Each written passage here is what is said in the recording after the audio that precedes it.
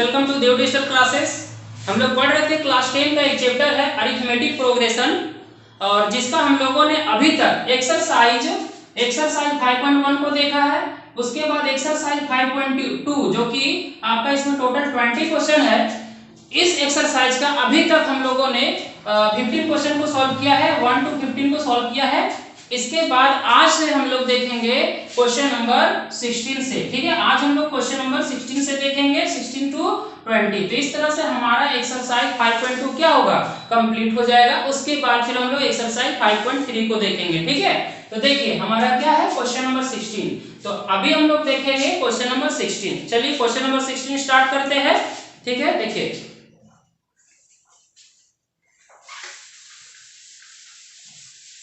Question number 16 में क्या कहता है, देखिए तो कहता है कि determine the AP whose third term is 16 and the seventh term exceeds the fifth term by 12। क्वेश्चन का मतलब ये हुआ कि आपको एक एपी तैयार करना है। ठीक है, ध्यान दीजिए क्या तैयार करना है, डिटरमाइन द एपी। बस इसको ध्यान में रखना है कि आपको एपी तैयार करना है। तो सुनिए एपी कब तैयार होगा, तो जब आपके पास ए पता चल जाएगा, ठीक है, और डी का वैल्यू पता होना चाहिए, मतलब फर्स्ट टर्म पता होना चाहिए और कॉमन डिफरेंस पता होना चाहिए। ठीक है, अगर ये दोनों पता होगा तो हमारा एपी क्या होगा, तैयार होगा। एपी तैयार करने आता है ना आप लोगों को, जैसे A1 निकालना थे तो यही हुआ, A2 निकालेंगे, उसके बाद फिर A3 निकालेंगे, A4 निकालेंगे, जो भी है A2 निकालेंगे तो A प्लस डी, A3 है तो क्या होगा A प्लस 2D, A4 है तो क्या होगा A प्लस 3। इस तरह से आगे की ओर बढ़ सकते हैं। तो हमें क्या करना है, सबसे पहले A और D को पता करना है। ये तो पता ही है, दूसरा टर्म A प्लस डी, तीसरा A प्लस 2D, ठीक एक कम। बात समझ रहे, ये कहां से आ रहा है, बार बार बोल रही है कहां से आ रहा है, ये यही फॉर्मूला है कि कोई भी एपी का कोई भी टर्म पता करना, n1 नंबर वाला टर्म पता करना, a plus n minus 1 into D. ध्यान दीजिए n1 नंबर वाला टर्म तो d के साथ कौन सा अंक गुणा किया गया है, ठीक, n से एक कम। मान लिया कि यहाँ पर अगर 4 होगा तो यहाँ पर क्या होगा 4 माइनस 1 मतलब क्या हो जाएगा, ये टोटल 3d तो ही होगा। तो वही हम समझाना चाह रहे हैं कि 2 है तो 1d, 3 है तो 2d, 4 है तो 3d, 5 रहता तो 4d। A1 तो आपका फर्स्ट टर्म ही होता है। बात समझ में आ रहा, यानी कि सबसे पहले A और D को पता करेंगे। चलिए बढ़ते हैं आगे। तो क्या क्या गिवन है, ध्यान से समझिएगा गिवन क्या क्या है। देखिए कहता है कि थर्ड टर्म इज 16, यानी कि A3 कितना दिया हुआ है 16। तो क्या इसको लिख सकते हैं A प्लस 2D हमारा कितना दिया हुआ है 16। ये बात समझ में आ रहा है कि A3 को तो लिख ही सकते हैं A plus 2D equal to 16। फटाफट बनाते हैं। ठीक है, एकदम सिंपल क्वेश्चन है।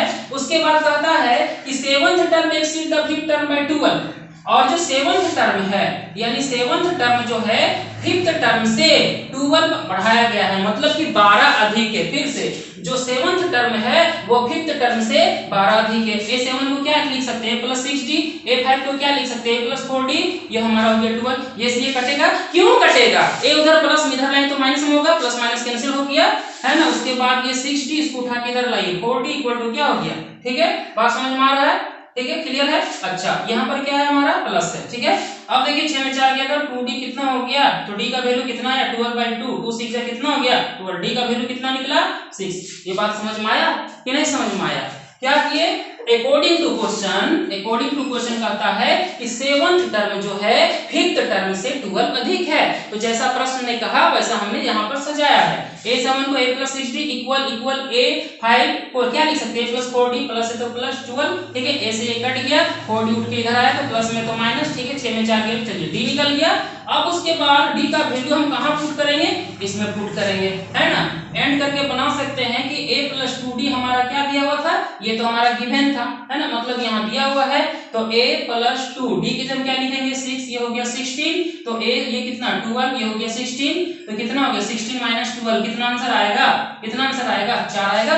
तो चलिए क्या पता चल गया, मतलब कि यहाँ लिख देते हैं क्या पता चला, 16 में 12 के 4, A पता चल गया, B पता चल गया। अब हमको क्या तैयार करना है, AP तैयार करना है। AP यानी कि AP का मतलब क्या, A1 A2 A3 A4, A1 तो हमारा A ही तो होगा, 4 हो गया।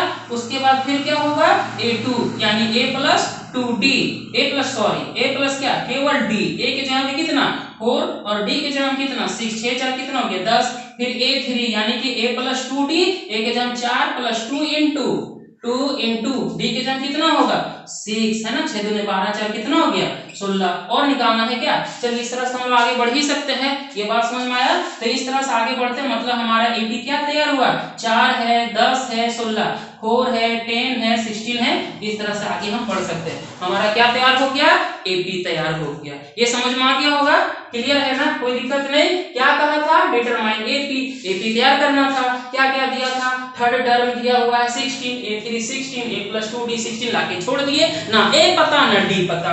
उसके बाद बोलता है 7 term exceed the 5th term by 12, यानी 7 टर्म 5th टर्म से 12 अधिक है। इसको सजाया, यहां से सॉल्व किया, ये से a कट गया, क्या निकला d हमारा 6 निकला। अब d निकल गया तो इसको हम इसमें पुट कर देते हैं, तो d यहां पुट करते हैं, यहां पुट किए, देखिए 6 2 12 उधर गया तो a का वैल्यू 4। उसके बाद ap फाइंड कर लिए, a1 a ही होता है, 4 हो गया, a2 10 a3 16। इस तरह से हमारा ap तैयार हो गया। समझ में आ गया, समझ में आ गया, सभी को समझ में आ गया ना, ठीक है। अब देखते हैं क्वेश्चन नंबर 17। चलिए अब देखते हैं क्वेश्चन नंबर 17। क्वेश्चन नंबर 17 में क्या गिवन है, find the 20th term from the last term of the AP. Question अच्छा से समझिएगा, एक एपी दिया हुआ है, इस एपी का हमें 20वां पद पता करना है। लेकिन ध्यान देना है, 20वां पद तो पता करना है, लेकिन एक कंडीशन दिया है, क्या, यानी कि फ्रॉम द लास्ट टर्म। यहां ध्यान दीजिए, फ्रॉम द लास्ट टर्म मतलब अंतिम पद से 20वां पद ज्ञात करना है, ठीक है, इधर से नहीं। मान लिया आपके पास जो एपी गिवन है 3 है 8 है 13 है डॉट डॉट डॉट, अंतिम में क्या दिया 250, फिर यहाँ फुल स्टॉप है, ठीक है। तो इधर से 20वां नहीं पता करना, हमें इधर से 20वां पता करना है। और ध्यान देना है एक बात स्टूडेंट्स, ये जो क्वेश्चन है ये जेक बोर्ड के लिए बहुत ही इंपॉर्टेंट क्वेश्चन है, और इसी तरह का क्वेश्चन एक एग्जांपल में है, उसको आप लोग खुद से सॉल्व करिएगा, ठीक है। देखिए आप लोग टेक्स्ट बुक में देखिएगा, एक एग्जांपल में थे, किसी से रिलेटेड एक क्वेश्चन है, आप लोग इसको एक तैयारी करिए और एक एग्जांपल से करिए। दो क्वेश्चन है जो दोनों का दोनों बहुत ही इंपॉर्टेंट है। चलिए देखिए, क्वेश्चन कहता है कि इस एपी में हमें 20वां पद पता करना, इधर से नहीं लास्ट से पता करना, बहुत इंपॉर्टेंट है। तो जो भी हम इसका उलट समझेंगे, अब हम a2 इसका जो फर्स्ट टर्म है इसको मानेंगे, तो ये मेरा क्या होगा 253, और जो d निकालते थे a2 - a1, यानी कि इसमें से इसको माइनस करते थे, इस बार क्या होगा सीधा होगा, यानी कि क्या होगा 3 में से क्या घटाएंगे 8 घटाएंगे तो -5 आएगा। ध्यान दीजिए, जो d आया मेरा नेगेटिव आया, और हमने बार बार बोला है कि d जब भी नेगेटिव आएगा, कॉमन डिफरेंस जब भी नेगेटिव आता है, इसका मतलब एपी हमारा धीरे धीरे क्या करता है डिक्रीज करता है, घटता है। देख लीजिए, अगर हम इधर से इधर जाएंगे तो देखिए धीरे धीरे क्या हो रहा है, जो संख्या है जो नंबर है वो क्या हो रहा है घट रहा है, इधर से घट रहा है कि नहीं। तो डी हमारा नेगेटिव आया, हमको इधर से निकालना है, तो जो भी इधर से समझेंगे, ठीक है। अब हमें 20वां पद पता करना है, तो a प्लस क्या होगा 19d, a के जगह कितना होगा 253, क्या हो गया 253, फिर उसके बाद 19 d के जगह कितना हो जाएगा बताइए, d के जगह होगा -5, तो ये हो गया 253 प्लस माइनस माइनस 19 बचे 95, 13 5 गया 8, कितना बचेगा यहाँ बच गया कितना 4 14 में से हो गया 5 158। इस तरह से इस एपी का अंतिम पद से 20वां पद क्या होगा, 20वां पद आपका 158 होगा। ये क्वेश्चन समझ में आ गया, चलिए ठीक है, इसको नोट डाउन कीजिए आप लोग। उसके बाद अब हम लोग देखेंगे क्वेश्चन नंबर 18। ध्यान दिए, बहुत ही सिंपल क्वेश्चन था, है ना, हमको इधर से पता करना था। जेक बोर्ड का बात कर रहे हैं, जेक बोर्ड का स्टूडेंट के लिए ये बहुत ही इंपॉर्टेंट क्वेश्चन है, ठीक है। चलिए आगे बढ़ते हैं। देखिए क्वेश्चन नंबर 18 में क्या दिया हुआ है, क्वेश्चन नंबर 18 में है the sum of the 4th and 8th terms of an AP is 24 and the sum of 6th and 10th term is 44. Find the first 3 term of the AP.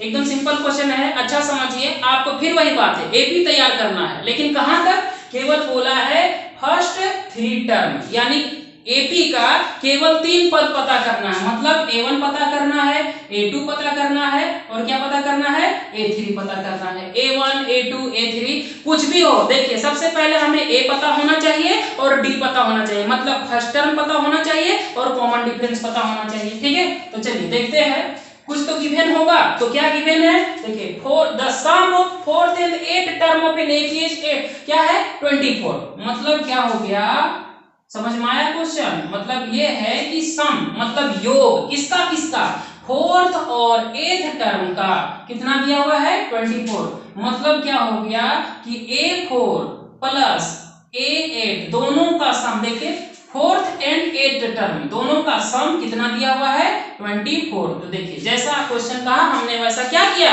Set कर दिया। तो a4 को लिख सकते हैं a plus क्या 3d और a8 को क्या लिख सकते हैं a प्लस ठीक एक कम 7d है ना 24। तो देखिए a कितना हो गया 2a 7 और 3 कितना हो गया 10 ये 10d इधर हो गया 24। क्या 2 कॉमन आएगा आएगा a यहाँ क्या होगा 5 नहीं 2 5 जा 10 ये हो गया 24। क्लियर है। देखिए यहाँ से फिर क्या निकलेगा a plus 5d equal to 24 2 into में तो डिवाइड में हो गया कितना हो गया 12 a प्लस 5d ये हो गया 12 ये हो गया इक्वेशन 1। समझ में आया। चलिए एक और इक्वेशन तैयार होगा और दो इक्वेशन जब तैयार होगा तो एलिमिनेशन मेथड से क्या करेंगे a और d को क्या कर लेंगे फाइंड कर लेंगे। देखिए आगे देखते हैं कि and the sum of 6 and 10th term is 44। ठीक है तो देखिए क्या करेंगे a6 देखिए a एंड करके लिखते हैं एंड a6 फिर a10 कितना दिया हुआ 44। a6 को क्या लिखेंगे a प्लस 5d a10 को क्या लिखेंगे a प्लस 9d ठीक है इक्वल टू क्या हो गया 44। अब क्या करेंगे a 2a 9 5 14d हो गया मतलब लाइक टर्म a को a के साथ जोड़े d को d के साथ जोड़े। समझ में आ रहा है। ठीक है चलिए देखिए उसके बाद 44। अब क्या यहाँ से 2 कॉमन आएगा आएगा सर एकदम आएगा 2 कॉमन लिए a प्लस यहाँ क्या होगा 7 होगा d इधर क्या हो गया 44 a plus 7d 44 2 into divide में 22 कितना हो गया 44। ए देखिए थोड़ा सा समझिएगा a प्लस 7d कितना बचा 22 ही हो गया इक्वेशन 2। अब आप लोग याद करिए एलिमिनेशन मेथड क्यों कहा हमने एलिमिनेशन मेथड थोड़ा सा क्या होता है लीनियर इक्वेशन को सॉल्व करने में थोड़ा सा क्या होता है आसानी होता है लीनियर इक्वेशन इन 2 वेरिएबल को। ठीक है चलिए देखिए उसके बाद क्या है कि अभी हम क्या करेंगे इक्वेशन 1 को इक्वेशन 2 से क्या कर देंगे माइनस कर देंगे। इक्वेशन 1 क्या है a plus 5d equal to 12 और 2 क्या है a प्लस 7d क्या हो गया 22। अब ध्यान दीजिए क्योंकि माइनस कर रहे हैं तो नीचे का साइन चेंज होगा उल्ट जाएगा प्लस है तो माइनस प्लस है तो माइनस प्लस है तो माइनस ये से कट गया साथ में बात गया 2d ये बड़ा इसका चिन्ह देखिए माइनस। अब इस प्लस से हमको कोई मतलब नहीं रहा। ठीक है अब उसके बाद देखिए इधर माइनस करेंगे 2 में 2 गया 0 2 में गया 1 माइनस 10 ये से कट गया d का वैल्यू कितना निकला 2 का वैल्यू देखिए d का वैल्यू क्या निकला d का वैल्यू निकला 5। ये समझ में आया। अब d का वैल्यू आप इक्वेशन 1 में पुट करिए चाहे 2 में पुट करिए तो हमारा क्या निकल जाएगा a निकल जाएगा। यहां तक समझ में आया। मतलब जो भी है सबसे पहले a पता होना चाहिए d पता होना चाहिए उसके बाद तो a भी तैयार हो ही जाएगा। चलिए समझ में आ गया। दोबारा रिपीट कर दे क्या सिंपल तो है क्या कहा था 4 और 8 दोनों का सम 24 a4 a plus 3d a plus 7d clear है।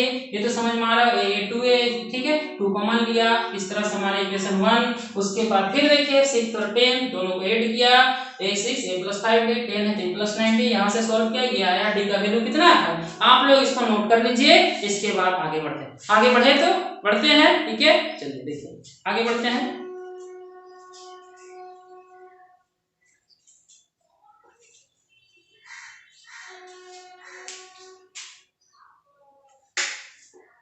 चलिए d का वैल्यू किसमें पुट कर दे इक्वेशन 1 में पुट कर दे इक्वेशन 1 क्या है इक्वेशन 1 देखिए तो इक्वेशन 1 है a plus 5d equal to 12 तो a प्लस 5d के जगह कितना होगा 5 12 a 5 5 25 ये हो गया 12 माइनस 25 कितना हो गया -13 a का वैल्यू क्या निकला -13। a पता है d पता है क्या हमारा ap नहीं तैयार होगा ना।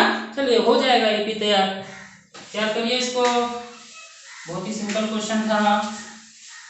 चलिए तैयार करिए क्या होगा a1 हमारा ये होगा उसके बाद a2 यानी a प्लस d a के जगह में कितना होगा a के जगह में -13 प्लस d के जगह में ये ठीक है तो कितना हो जाएगा -8 फिर a3 a प्लस क्या 2d a के जगह में कितना होगा -13 प्लस 2 इंटू d के जगह कितना होगा 5 -13 5 2 जा 10 ठीक है तो कितना बचेगा 13 में 10 गया 3 तो क्या हो गया -3। समझ में आया। यानी कि a1 निकला -13 a2 निकला -8 a3 निकला -3। ठीक है क्वेश्चन में कहा भी तो है कि find the first 3 term of the AP। इस AP का केवल क्या पता करना था इस AP का केवल 3 पद पता करना था। समझ में आ गया। चलिए इसको नोट कीजिए। अब हम लोग देखेंगे क्या देखेंगे क्वेश्चन नंबर 19। ठीक है चलिए देखते हैं क्वेश्चन नंबर 19। क्वेश्चन नंबर 19 में क्या दिया हो देखिए तो देखिए ये जो क्वेश्चन है ये लैंग्वेज वाला क्वेश्चन जे बोर्ड के लिए उतना इंपॉर्टेंट नहीं है, लेकिन बात करेंगे अगर सीबीएसई बोर्ड के लिए तब तो पढ़ना तो पड़ेगा। बात समझ रहे? ये अगर एपी में बात करते हैं लैंग्वेज वाला क्वेश्चन उतना इंपॉर्टेंट नहीं है जे बोर्ड के लिए, लेकिन सीबीएसई बोर्ड के लिए तो इंपॉर्टेंट है। चलिए खैर जो भी है हम लोग पढ़ते हैं आगे। तो ये कहता है कि Subba Rao started work in 1995 at an annual salary of 5000 and received an increment of 200 rupees each year, in which year did his income reach rupees 7000? देखिए बहुत ही सिंपल क्वेश्चन है। कहता है कि कोई सुब्बा राव है वो 1995 से काम स्टार्ट करता है, उसका जो एनुअल सैलरी है वो 5000 है, उसके बाद इंक्रीमेंट होता है 200 रुपीज का, हर एक साल 200 रुपया बढ़ता भी है, ठीक है। तो कहता है कि कौन सा साल में कौन सा ईयर में उसका जो सैलरी है वो 7000 हो जाएगा। क्या करेंगे, कैसे बनाएंगे, नहीं समझ में आ रहा? कुछ नए क्वेश्चन पढ़े हम एपी तैयार कर देते हैं, ठीक है। एपी तैयार करने के लिए क्या करना पड़ेगा, एपी तैयार करने के लिए क्या करना पड़ेगा, देखिए ऐसा करके लिख लीजिए। यानी कि 1995 में कितना मिला था सैलरी 5000, उसके बाद कितना मिलेगा 200 रुपया बढ़ते जा रहा है तो 5200, उसके बाद 5400, इस तरह से आगे की ओर बढ़ता जा रहा है, ठीक है। लेकिन ध्यान में ये रखना है ये 1995 में मिला, ये 1990 क्या होगा 6 में मिला होगा, 1990 क्या होगा 7 में मिला होगा, ठीक है। तो इस तरह से सैलरी बढ़ते बढ़ते कभी ना कभी 7000 हो गया होगा। तो आपको पता करना कि कौन सा ईयर में उसको 7000 रुपीज मिला होगा बढ़ करके। बात समझ में आ रहा है? खैर जो भी है ये तो हम जान रहे हैं 1995 में मिला, लेकिन इस एपी के लिए ये मेरा फर्स्ट टर्म हुआ, ये सेकंड हुआ, ये थर्ड हुआ। तो इसी तरह से पता करिए कि 7000 इस एपी में कहां पर आएगा। जैसे कि ये पहला नंबर, दूसरा नंबर, तीसरा नंबर, उसी तरह से इसको पता करेंगे कि ये कहां पर आएगा। चलिए कहां पर आएगा, तो सबसे पहले एपी का फर्स्ट टर्म 5000, कॉमन डिफरेंस निकालने की आवश्यकता नहीं, 200 का वृद्धि हो रहा है, ठीक है। चलिए मान लिया कि इसमें देखिए पहला नंबर पे, दूसरा नंबर पे, तीसरा नंबर पे, चौथा कहीं ना कहीं ये आएगा जरूर, ठीक है। मान लिया कि उसका पोजीशन क्या होगा, एनवा नंबर पर 7000 होगा। इस एपी पे 7000 कहां होगा, एनवा नंबर पर होगा। अब आपको फार्मूला पता है a + n - 1 * d 7000, फटाफट पुट करिए। a के जगह कितना 5000, n - 1, d के जगह कितना 200, 7000 n - 1 200 कितना होगा 7000, उसको उठा के इधर ले आए तो क्या निकलेगा, यहाँ से क्या निकलेगा 2000 निकलेगा, n - 1 ये है 200, n - 1 कितना निकल कर के आया 2000, 200 इनटू में तो डिवाइड में, ठीक है। ये से कट गया, ये से ये कट गया, तो कितना आंसर आएगा यहाँ से n, देखिए n - 1 इक्वल टू आए, n - 1 इक्वल टू क्या है, देखिए गलत काटे 0 0 कट गया, 2 10 जा 20, ये मेरा कितना आया 10, यानी कि 10 इसको उठा के इधर लाएंगे, यानी n का वैल्यू कितना है 11। यानी समझ में आ रहा है इस एपी में 7000 का जो पोजीशन है वो कहां पर है, 11वां नंबर पर है। तो अब थोड़ा बढ़िया से समझिएगा कि 1995 में अगर हम बात करेंगे कौन सा ईयर में 7000 मिलेगा, इतना पता है कि 11वां साल में, ठीक है।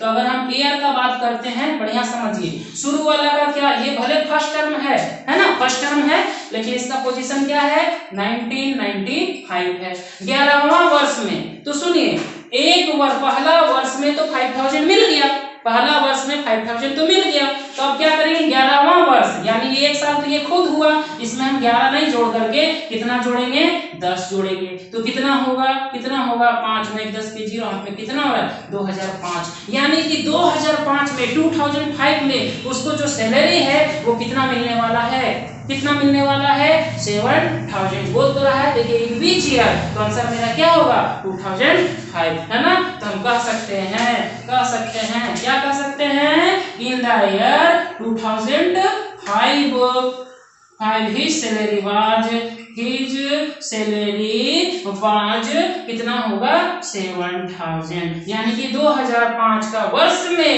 उसका वार्षिक आय कितना होगा 7000 रुपया होगा। बात समझ में आ गया, क्लियर है। चलिए उसके बाद हम लोग देखेंगे क्वेश्चन नंबर 20, जो कि ये हमारा अंतिम प्रश्न है, लास्ट क्वेश्चन है। चलिए देखते हैं क्वेश्चन नंबर 20। क्वेश्चन नंबर 20 में क्या कहता है, Ramkali saved ₹5 in the first week of a year and then increased her weekly saving by rupees इतना। If in the nth week her weekly saving become rupees इतना, find it। क्वेश्चन समझ में आ रहा है। देखिए लैंग्वेज वाला क्वेश्चन है, check के लिए उतना इंपॉर्टेंट नहीं है। देखिए फिर भी देखते हैं। क्वेश्चन कहता है कि रामकली जो है 5 रुपया का बचत करती है, ठीक है। हर एक सप्ताह, पहले सप्ताह में 5 रुपीज का क्या करती है, सेविंग करती है, और उसके बाद वो जो सेविंग है उसमें वो धीरे धीरे क्या करती है, बढ़ाती है, इंक्रीज करती है। 1.75 हर बार क्या करती है, वो हर बार बढ़ाते चली जाती है। किसमें, सेविंग में, ठीक है। देखिए एपी तैयार करने का कोई आवश्यकता नहीं, मतलब ऐसा क्वेश्चन है कि पहला सप्ताह में 5 रुपया उन्होंने बचाई, उसके बाद हर एक बार जो है, अगर अगला सप्ताह का बात करेंगे तो 1 रुपया 75 पैसा उसमें और थोड़ा सा ज्यादा बढ़ा के रखी, अगले बार और जोड़ते चले जाएंगे, मतलब कि जितना भी है उसमें 1.75 को ऐड करते चले जाएंगे, ठीक है। तो देखिए अच्छा से समझिएगा, कहता है कि 5 रुपया जमा करती है पहला सप्ताह में और हर बार बढ़ा करके जमा करती है। तो कहता है कि एनवां सप्ताह में, ध्यान दीजिए, एनवां सप्ताह में उसका जो सेविंग है, वीकली सेविंग, साप्ताहिक बचत, वो क्या हो जाता है, 20 रुपया 75 पैसा हो जाता है। तो आपको ये पता करना है कि जो 20 रुपया 75 पैसा हुआ है वो कौन सा सप्ताह में इतना बढ़ करके हो गया। तो मान लिया गया कि, अच्छा सुनिएगा फिर से, यानी कि पहला सप्ताह में क्या 5, ये मेरा फर्स्ट टर्म हो गया, हुआ कि नहीं। एपी नहीं भी लिखेंगे तो क्या फर्क पड़ता है, वो 5 से ही स्टार्ट करेंगे और हर बार 1.75 को जोड़ते चले जाएंगे, मतलब वो मेरा क्या हो गया, कॉमन डिफरेंस हो गया, ठीक है। अब कौन सा सप्ताह में 20 रुपया 75 पैसा हो जाएगा, तो एनवां सप्ताह में 20 रुपया 75 पैसा हो जाएगा। एन का वैल्यू फाइंड कर लेंगे। एन का फॉर्मूला क्या, a + n - 1 × d, 20 रुपया 75 पैसा, ठीक है। a के जगह कितना 5 + n - 1, d के जगह कितना 1.75, 20 रुपया 75 पैसा है। अब क्या करेंगे, n - 1 1.75, 20 ये 75 है, 5 प्लस में इधर आएगा तो माइनस में कितना होगा, 15 रुपया 75 पैसा होगा। n - 1 1.75, अब क्या करेंगे, n - 1 5.75, अब देखिए इंटू में इसके साथ, तो इधर आएगा तो डिवाइड में होगा। सेम अंक के बाद पॉइंट है कि नहीं, सेम अंक के बाद पॉइंट है, तो क्या होगा, इसको ऐसे करके उड़ा देंगे। नहीं समझ में आ रहा है क्या, सिंपल तो है। इस पॉइंट के बदले नीचे क्या होगा 100, क्योंकि पॉइंट के बाद 2 अंक, इस पॉइंट के बदले क्या होगा, इस पॉइंट के बाद 2 अंक, इसका 100 ऊपर चला जाएगा, 100 कर दिया। उतना क्यों करेंगे, सेम अंक के बाद पॉइंट है, पॉइंट उड़ा दिए, मतलब ये 1.7 पॉइंट उड़ गया, 100 पॉइंट उड़ गया, और इसी 9 पार में 9 टाइम्स कट जाएगा, है ना। 175 का पहाड़ा, मतलब 175 को 9 से गुना करिए, इतना आ जाएगा, ठीक है। अब क्या करेंगे, n - 1 = कितना है 9, यानी कि इसको उठा के इधर लाएंगे, इनका वैल्यू क्या आया 10। बात समझ में आया, कुछ समझ में आया कि नहीं। इसका मतलब ये हुआ कि 10वां सप्ताह में उसका जो सेविंग है, रामकली का सेविंग जो है वो क्या हो जाएगा, इतना हो जाएगा। कौन सा सप्ताह में, 10वां सप्ताह में। यानी क्या पता करना था, इन 10th वीक, यानी कि 10वां सप्ताह में क्या हो जाएगा, हर रामकली सेविंग, रामकलीज सेविंग कितना हो जाएगा, रामकलीज सेविंग कितना हो जाएगा, तो हो जाएगा, देखिए रामकलीज सेविंग विल बी कितना होगा, 20 रुपया 75 पैसा, 20 रुपया 75 पैसा। हमें आंसर, कौन सा आंसर से मतलब है, हमें इससे मतलब है कौन सा सप्ताह में बढ़ करके उसका जो है इतना रुपया हो जाएगा, यानी कि ठीक जैसे ही 10वां सप्ताह होगा इतना रुपया वो जमा कर चुकी होगी। तो आई होप ये समझ में आया होगा। इस तरह से हमारा क्या हो गया, एक्सरसाइज 5.2 कंप्लीट हो गया। हम लोग नेक्स्ट क्लास में एक्सरसाइज 5.3 देखेंगे, जिसमें सम से रिलेटेड है, मतलब क्या है, हम लोग एपी का अब जितना भी टर्म है उसका क्या करना सीखेंगे, सम करना सीखेंगे, ठीक है। तब तक के लिए थैंक यू, बाय।